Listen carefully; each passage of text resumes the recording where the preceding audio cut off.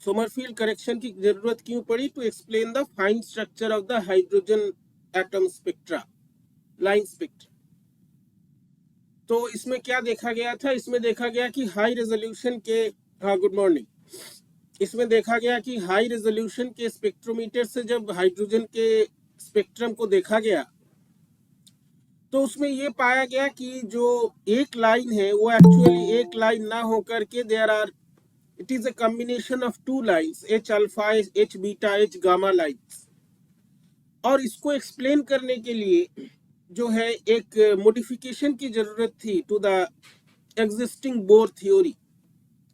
Wilson and Sommerfeld ने जो है इसको मॉडिफाई किया and they came up with a new और with a generalised theory of quantisation. ठीक, एक बार फिर से हम इसको रिपीट कर दें। ये बहुत इंपॉर्टेंट एक टॉपिक है जिसमें जो कुछ चीजें अभी तुम सीखोगे वो तुमको आगे भी अगर फिजिक्स लेके पढ़ते हो तो उसमें जो है काम आएगा।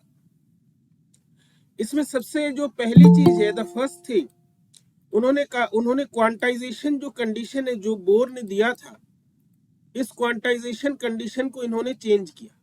ठीक है, चेंज किया क्या? एक सेकेंड रुक जाओ भाई।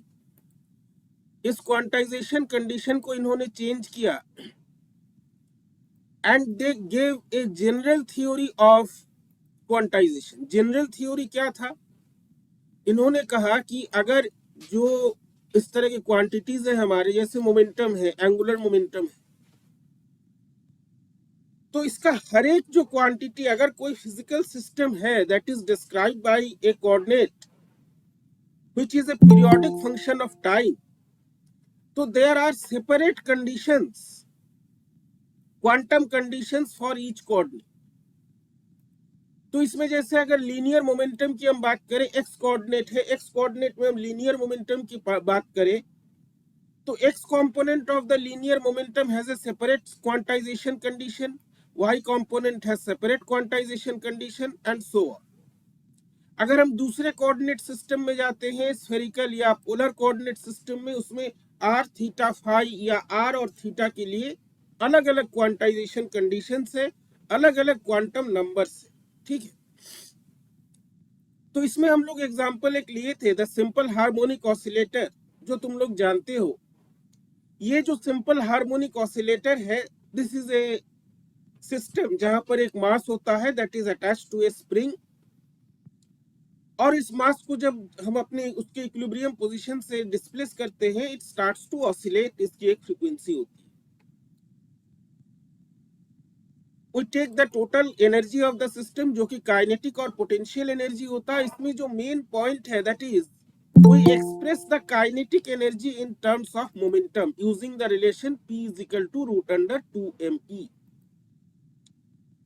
इससे जो है हमको एक इक्वेशन मिलता है, जो दूसरा वाला इक्वेशन तुम्हारा लिखा हुआ है, E से दोनों तरफ भाग लगाते हैं हम, तो इसका जो इक्वेशन हमको मिलता है ये एलिप्स जैसा होता है। It is an elliptical equation. It describes an ellipse। Sorry, अब हमको ये समझना है कि ये जो एलिप्स है इसका क्या सिग्निफिकेंस है। तो अगर हम एलिप्टिकल शेप की बात करें, एलिप्टिकल शेप कुछ इस प्रकार का होता है, तुम लोग सब जानते हो।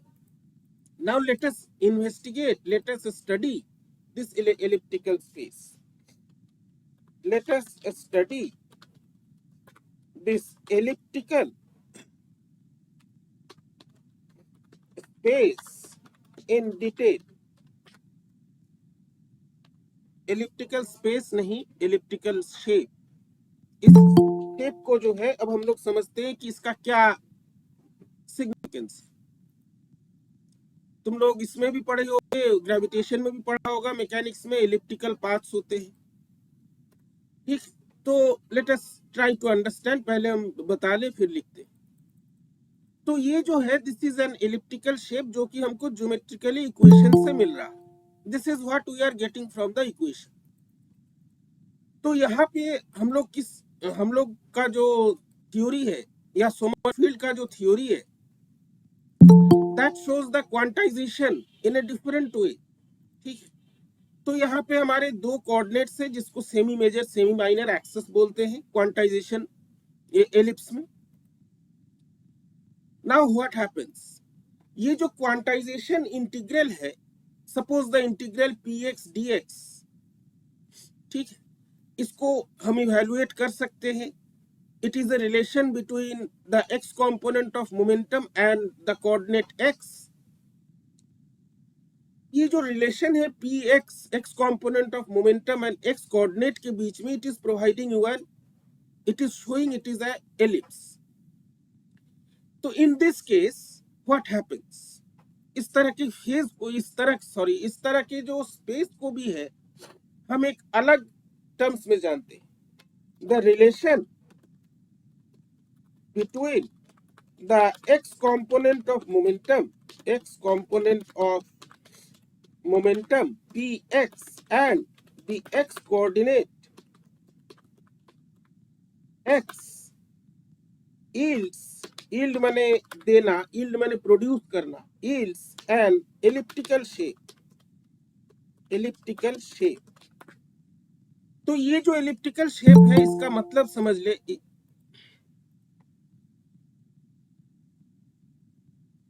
एक सेकंड, कोई आया है, इसको हम ज्वाइन करा दे पहले।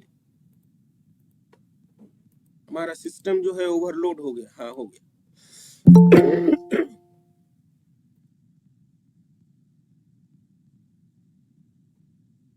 Let us see this condition. तो इसमें ये क्या बता रहा है, ये जो है हमारा इक्वेशन हम क्या लेकर के चले थे, हम एक हार्मोनिक ऑसिलेटर लेकर के चले थे। तो in this case any instantaneous state of the motion, ये जो हार्मोनिक ऑसिलेटर है, अगर किसी इंस्टेंट में हम इसका स्टेट ऑफ मोशन देखते हैं तो ये जो इंस्टेंटेनियस स्टेट है it will be represented by a point in a plot, in a diagram on a two dimensional space जिसके कोऑर्डिनेट्स x और px है। जैसे कहने का सेंस क्या है, पहले इसको हम लिख लें। This means that the instantaneous position of the harmonic oscillator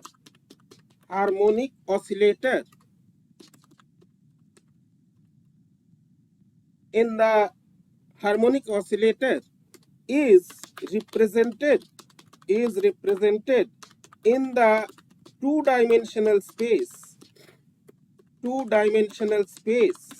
by two coordinates।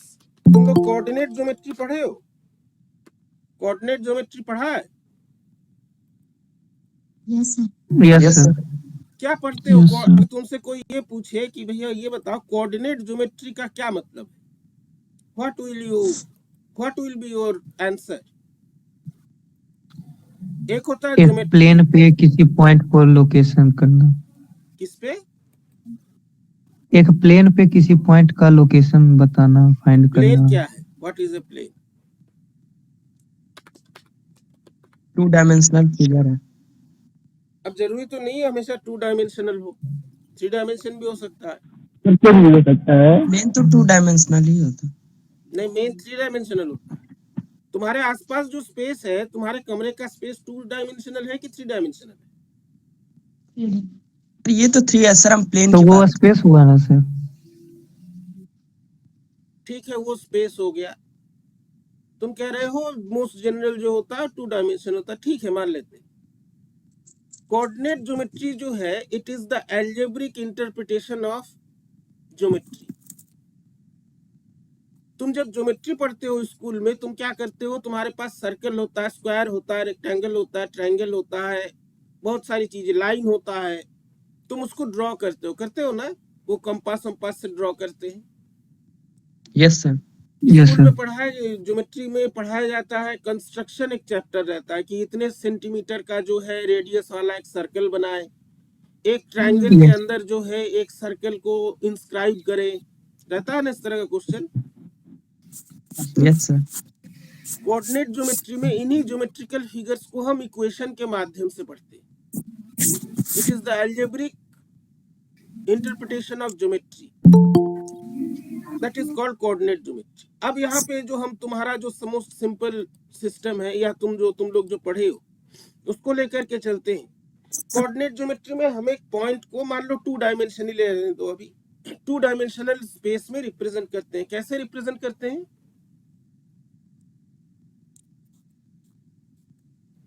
अरे 2 डायमेंशनल स्पेस में किसी पॉइंट को कैसे रिप्रेजेंट करते हो? X, y. एक्स और वाई दो कोऑर्डिनेट होते हैं, या दो नंबर से हम इनको रिप्रेजेंट करते हैं। ठीक, ये एक्स और वाई क्या बताते हैं? Displacement in पैरामीटर एक्स हो और जाती वाई है। एक्सिस से दूरी बताते हैं, और इनका एक पोजीशन वेक्टर होता है जो तुम्हारा रेफरेंस पॉइंट जो ओरिजिन है उससे उसके रिस्पेक्ट में इसकी पोजीशन बताता है। ध्यान देना इस चीज। ठीक है, अब जो है, अब यहाँ पे ये जो हमने अभी यहाँ पे लिखा है, ध्यान दे उस इस पे। इसमें बताया जा रहा है कि नाउ, इसका मतलब क्या है, और हम सिंपल कर देते हैं। नाउ द पोजीशन और motion of the harmonic oscillator is represented by 2 coordinates x and px in a different space, which is called phase space। क्यों बोलते हैं बता रहे हैं। ये फेज स्पेस जो है, this is a very important concept. अगर हम इसके आगे जब तुम फिजिक्स पढ़ोगे 3rd ईयर में अगर लेते हो, स्टैटिस्टिकल मैकेनिक्स आएगा उसमें। अब हमारा जो हार्मोनिक ऑसिलेटर है, इसको अगर हम डिस्क्राइब करना चाहें कि एक इंस्टेंटेनियस टाइम पर उसका पोजीशन क्या है, उसका मोशन क्या है, तो हमको 2 कोऑर्डिनेट्स की जरूरत पड़ती है। और यहाँ पे वो 2 कोऑर्डिनेट्स हमारे वो स्पेस वाले कोऑर्डिनेट्स नहीं होते कि दोनों एक एक्स है, एक वाई है, एक वाई है, एक जेड है, एक एक्स है, एक जेड है, ऐसा नहीं। इसमें एक्स कोऑर्डिनेट है और उसी के कोरिस्पॉन्डिंग जो मोमेंटम का कंपोनेंट है पी एक्स, वो है। इस तरह के स्पेस को बोला जाता है फेज स्पेस। फेज मैंने बताए हैं कई बार, ऑसिलेशंस के से रिलेटेड है। फेज मैंने समझते हो ना, समझ गए हो कि नहीं? Yes, sir. Yes sir. क्या होता है फेज मैंने? ये किसी पॉइंट का लोकेशन एंड उसका डायरेक्शन ऑफ मोशन बताता है किसी भी इंस्टेंट पे। किसी भी इंस्टेंट पे डायरेक्शन ऑफ मोशन और लोकेशन बताता है, ये बताया अभी तक। फेज जो होता है, phase is the quantity that describes the motion and position of an oscillating particle at any instant of time relative to the mean position, ये होता है फेज। तो यहाँ पे देखो, यहाँ पे तुम्हारा जो सिंपल हार्मोनिक ऑसिलेटर है, ये क्या है? एक स्प्रिंग मास सिस्टम है, ऑसिलेट कर रहा है। तो यहाँ पे जब हम उसकी पोजीशन और उसके मोशन को डिस्क्राइब करना चाहेंगे, तो पोजीशन के लिए तो हमारे पास एक कोऑर्डिनेट है, which is the x coordinate या वाई कोऑर्डिनेट, जो भी हो। उसके मोशन को कौन डिस्क्राइब कर रहा है? द एक्स कंपोनेंट और वाई कंपोनेंट, जो भी कंपोनेंट तुम ले रहे हो, दैट कंपोनेंट ऑफ मोमेंटम। इस तरह के स्पेस को फेज स्पेस बोलते हैं, जहां पर किसी भी बॉडी को डिस्क्राइब करने के लिए we use the position and the momentum as two coordinates. समझ में आया? समझ में आया कि नहीं बताओ? Space in which the position and motion of a particle or a system is described by coordinate and its momentum is called a phase space। समझ में आया ये फेज स्पेस क्या होता है? Yes sir. तो यहाँ पर जो है ये जो स्पेस है इसमें हमारा एक कोऑर्डिनेट पोजीशन कोऑर्डिनेट होता है, दूसरा होता है मोमेंटम। और इससे हम कंप्लीटली डिस्क्राइब कर सकते हैं कि वो जो सिस्टम है या वो जो पार्टिकल है उसकी पोजीशन और मोमेंटम क्या है। और इस तरह का जो प्लॉट होता है that plot is called A phase diagram. The elliptical plot और diagram is called the phase diagram। इसको हम लोग फेज डायग्राम बोलते हैं। समझ में आया? Yes sir. किसी को कुछ पूछना है तो पूछ लो।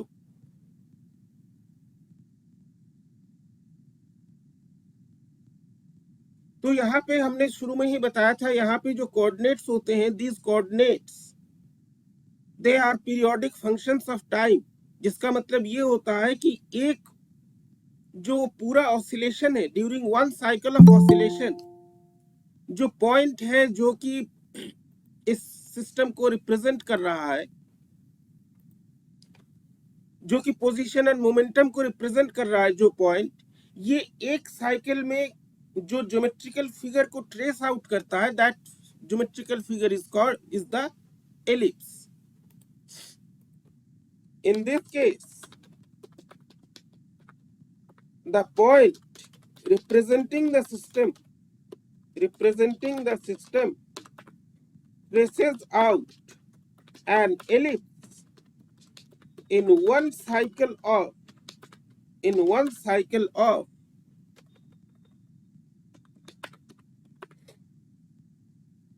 complete oscillation। कंप्लीट ऑसिलेशन के बाद जो है ये एक साइकिल को एक एलिप्स को ट्रेस करता है, इसीलिए ये जो पाथ है एलिप्टिकल पाथ। कोई दिक्कत यहां तक? हेलो? No sir. तो ऊपर वाले इक्वेशन से जो हमारा एलिप्स का इक्वेशन जिसको हमने कंपेयर किया था, तो we can now find out the semi major and semi minor axes of the ellipse by comparing with the standard equation of ellipse, we can find the semi major and semi minor axis।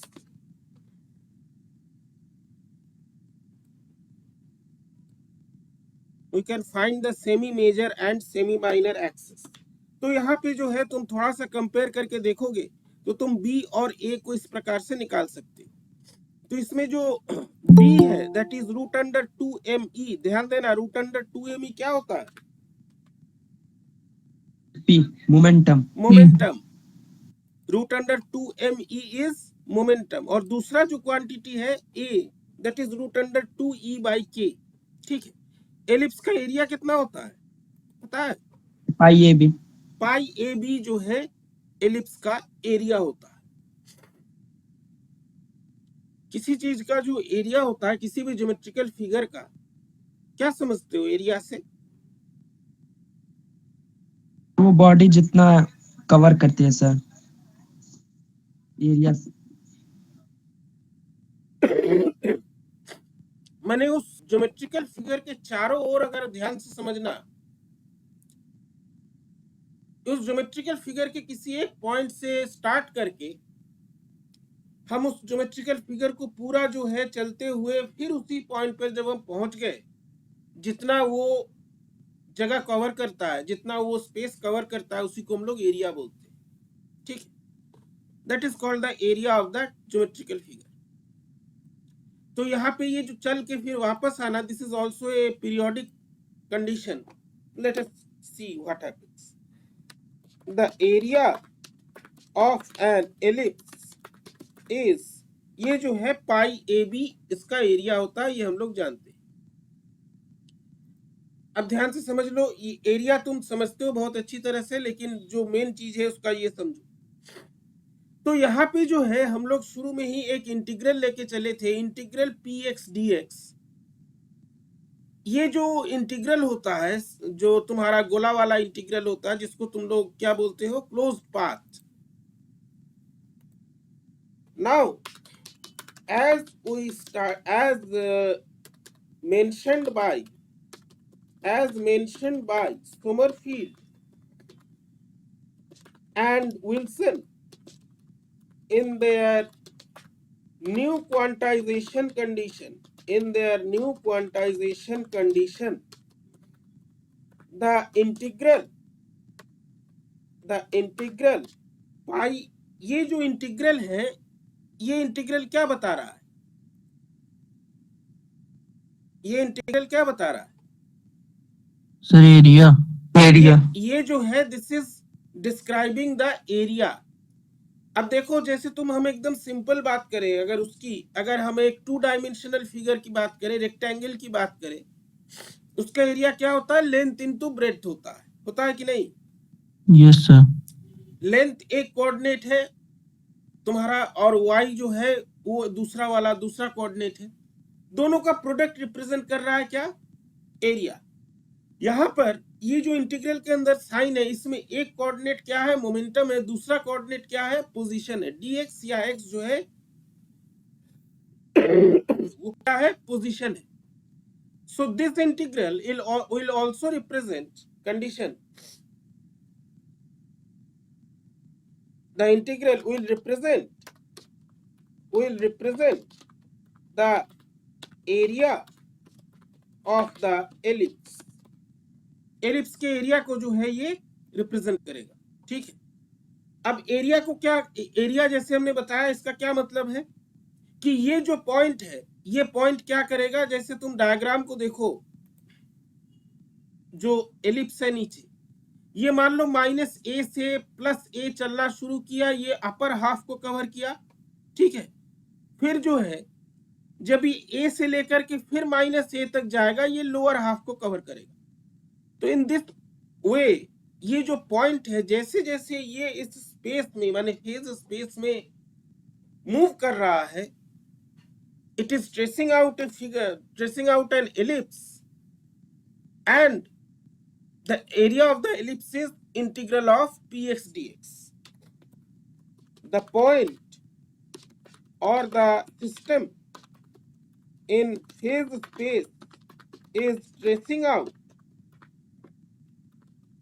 an area which is of the shape of an ellipse. ये जो है elliptical से shape का एक area ये trace कर रहा है, जिसका एरिया पाई ए बी। ठीक, यहां तक कोई दिक्कत? हेलो, यहां तक किसी को कोई दिक्कत? तो हम यहाँ पे अगर तुमसे कोई ये पूछे कि भाई integral P X D X pi A B कैसे हो गया, यू कैन जस्टिफाई, तुम ये जो है जस्टिफाई कर सकते। Now let us evaluate the area in terms of the given quantities which are the total energy E, K spring constant, K, and the mass of the block m। ये हमारे पास given quantities है, ए और B तो है नहीं, हम ए और B को कंपेयर करके निकाल रहे हैं। ठीक है, तो अगर हम यहां से इसको निकालना चाहे area of the figure in terms of the given quantities, कितना आएगा? यहाँ पे ए और बी की वैल्यू रखोगे तो कितना आएगा?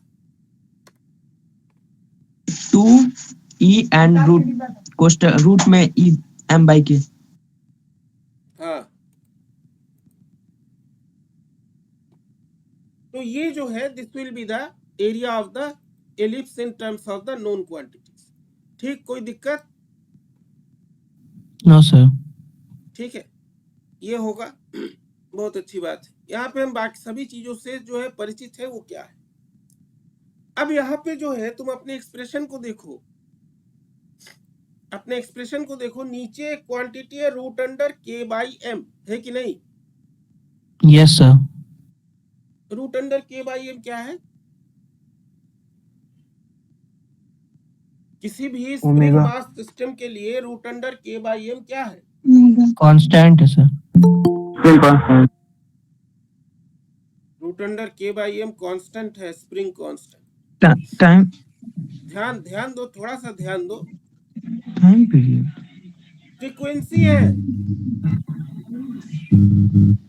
तुमको स्प्रिंग मास सिस्टम 11वीं में पढ़े हो या 12वीं में पढ़े हो, अभी का छोड़ देते हैं, उसमें रूट अंडर k/m क्या बताता है? फ्रीक्वेंसी। पढ़े हो कि नहीं ये? Yes sir. किसी भी, अब तुम लोगों का कोर्स का बात हम अभी नहीं करेंगे यहाँ पे, कुछ कारण।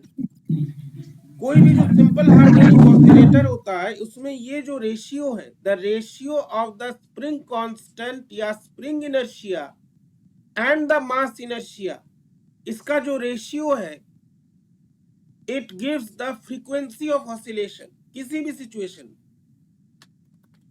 इन any case of an oscillating body,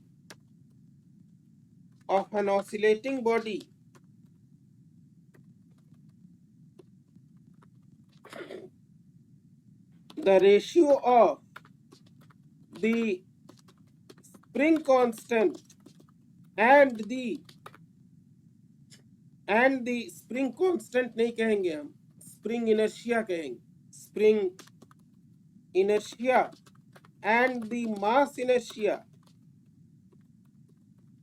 is the frequency of oscillation of the body। Spring inertia माने समझते हो? स्प्रिंग इनर्शिया,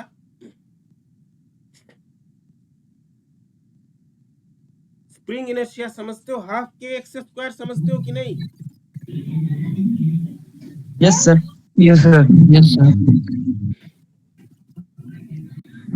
तुम लोगों को ये हम इसके बाद बताएंगे। ये जो स्प्रिंग इनर्शिया, स्प्रिंग कांस्टेंट है, कैपेसिटेंस है, इंडक्टेंस है, ये सारी चीजें जो है they are the form of inertia. ये इनकी टेंडेंसी क्या होती है? They have a tendency to oppose the change in the state of motion of the body attached to them. उसी तरह से होता है मास इनर्शिया। इन दोनों का जो रेशियो होता है किसी भी सिचुएशन में, साउंड बंद करो, माइक बंद करो, किसका माइक है? इन दोनों का जो रेशियो है किसी भी सिचुएशन में, that A ratio is the frequency of oscillation. तो ये जो है यहाँ पर रूट अंडर k/m, सो ध्यान से समझना इसको। ये जो रूट अंडर k/m है, it is the frequency of oscillation.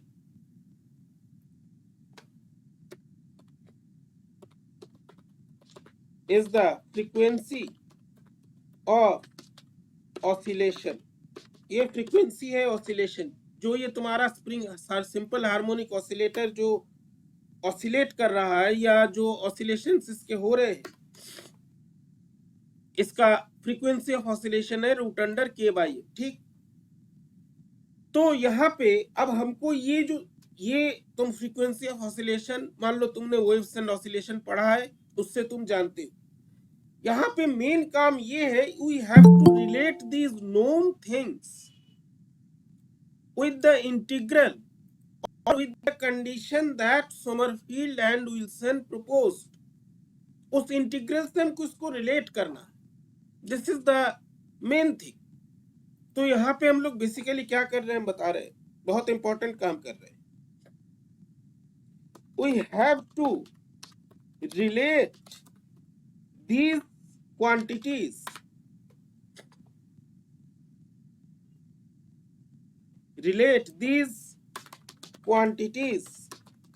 with the new quantization condition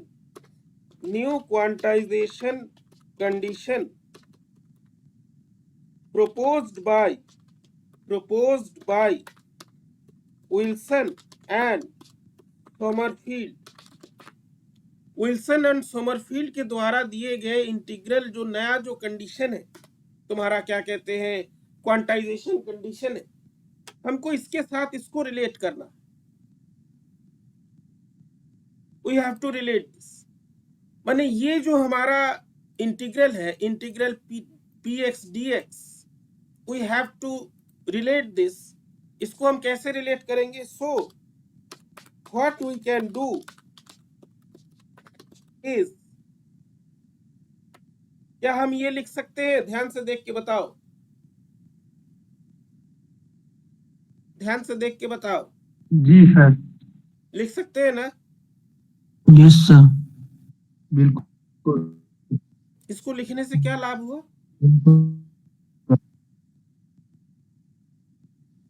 इसको लिखने से क्या लाभ हुआ?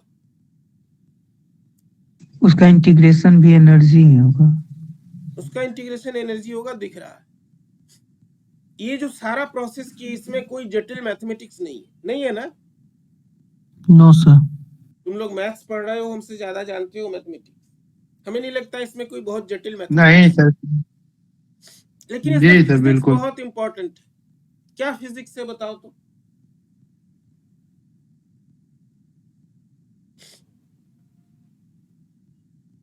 सर ये तो एच के इक्वल हो जाएगा ना, E is equal to H nu से। सर की इंटीग्रेशन है। बहुत सही बताया इसने, ये एच के बराबर हो जाए।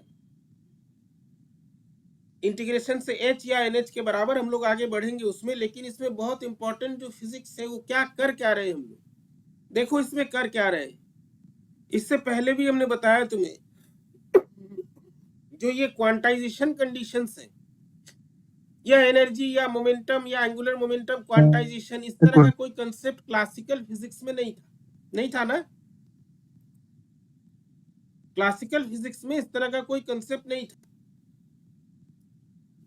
ये जो ऑसिलेटर की फ्रीक्वेंसी है या एनर्जी है, these all equations they have been obtained from the classical result।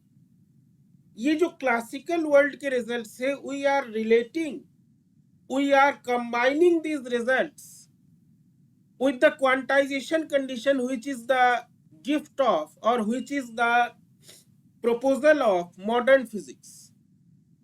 समझ रहे हो क्या कह रहे हैं?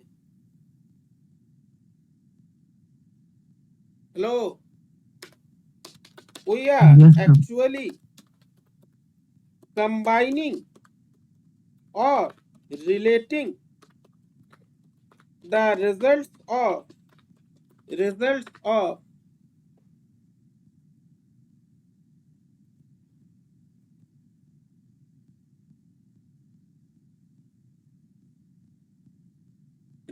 of the classical physics with the results of quantum or modern physics that contain the quantization condition। Quantization, एक मिनट रुको भाई, कंडीशन, इन दोनों को हम रिलेट कर रहे हैं। हाँ, इसके आगे तुमने क्या बताया? एच के बराबर हो जाएगा, बताओ जरा, अरे बोलो भाई। अभी कोई बोला ना कि वो छोड़ के भाग गया, चलो जाने दो। Yes sir. अब ये जो क्वांटाइजेशन कंडीशन, इसको हम फिर से यहाँ पे लिख रहे हैं, और इससे पहले जो सोमरफील्ड ने जो क्वांटाइजेशन कंडीशन दिया था, वो क्या दिया था? उन्होंने बताया था कि ये जो इंटीग्रल px dx है, closed integral, closed path integral, this is equal to nxh। बताया था कि नहीं? शुरुआत में ये चीज Yes, बताया गया sir. था कि नहीं? Yes, sir. इसका मतलब है इस इंटीग्रल को हम n के टर्म्स में लिख सकते हैं, एक क्वांटम नंबर के टर्म्स में लिख सकते हैं। According to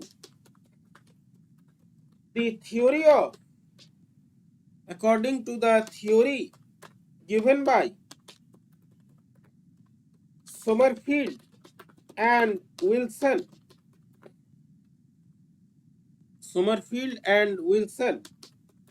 the integral can be expressed according to the quantization condition as, इस तरह से हम रिप्रेजेंट कर सकते हैं ना? Yes, sir. अब ध्यान से देख के बताओ तो ये रिजल्ट से क्या आगे क्या है? थोड़ा सा ध्यान से देखो, पता चल जाएगा। E बाई न्यू बराबर NXH या NH, हमने हिंट भी तुमको दे दिया।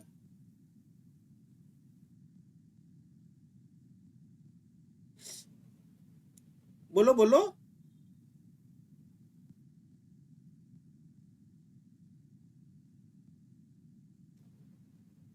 एक चीज होता है ना ऑब्जर्वेशन, एक्सपेरिमेंट करोगे या जब भी कराया जाएगा, हम तो चाहते हैं हो कर पाओ। इसमें मेन चीज होता है ऑब्जर्वेशन। चीजें तुम्हारे सामने होती है लेकिन हम लोग देख नहीं पाते। E बराबर nu is equal to NXH और NH। न्यू को तुम उधर ले जाओगे तो क्या मिलेगा? ये मिलेगा। Yes, sir. ये इस कंडीशन, इस इक्वेशन को क्या बोलते हैं? ये किसका इक्वेशन है? E is equals to H nu. E is equal Photon. to H nu or E is equal to NH nu. They have a difference, slight difference between them. This Sir, is energy quantization. Energy the quantization. Planck's quantization। तो हम लोग जो है Planck's quantization पर पहुंच गए।